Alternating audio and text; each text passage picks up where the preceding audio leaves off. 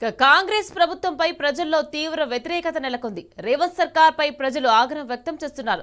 Station Ghanpur మండల కేంద్రంలో మాజీ డిప్యూటీ సీఎం తాటికుంజ రాజయ్య సమక్షంలో పలువురు కాంగ్రెస్ నేతలు బీఆర్ఎస్ పార్టీలో చేరారు.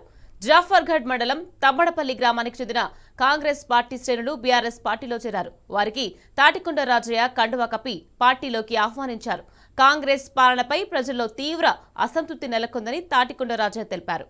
ఆ క్రమంలో కాంగ్రెస్ పార్టీ కార్యకర్తలు బీఆర్ఎస్ పార్టీలో చేరుతున్నారని వివరించారు.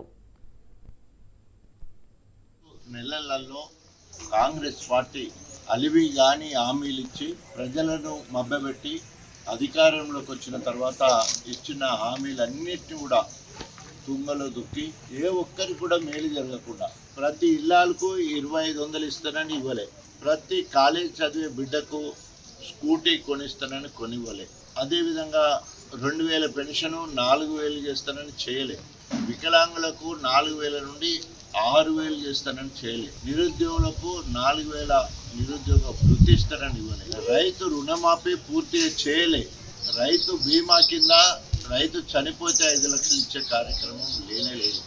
సో ఈ రకంగా అనేక రకాలుగా ప్రజలను మోసం చేసి ఈరోజు రేవంత్ రెడ్డి దాదాపు 1,80,000 కోట్ల అప్పు తీసుకొచ్చి బడుగు బలహీన వర్గాలకు ఒరిగింది ఏం లేదు. దాదాపు వాళ్ళు పుట్టినప్పటి నుంచి కాంగ్రెస్లో ఉన్న కూడా వాళ్ళకి ఈరోజు ఇల్లు లేకపోతే ఇల్లు ఇచ్చే పరిస్థితి లేదు. ఇప్పటికైనా నిజమైన లబ్ధిదారులకు ఇల్లు ఇవ్వాలని డిమాండ్ చేస్తూ ఇప్పటి వరకు ఇచ్చిన హామీలన్నీ నెరవేరే వరకు కాంగ్రెస్ ప్రభుత్వం ఎంబడి పడతాం, వేటాడతాం, ఇచ్చే వరకు నిలదీస్తాం. సో ఈరోజు ఐతమ్మడపల్లికి సంబంధించిన మరి అనేక మంది ప్రత్యేకంగా గడపక రాజయ్య దంపతులు వారి అనుచరుల గణంతో ఈరోజు పాటలకు రావడం జరిగింది. మరి ఈరోజు ఇంతమంది గొప్పగా పాటలు చేయడానికి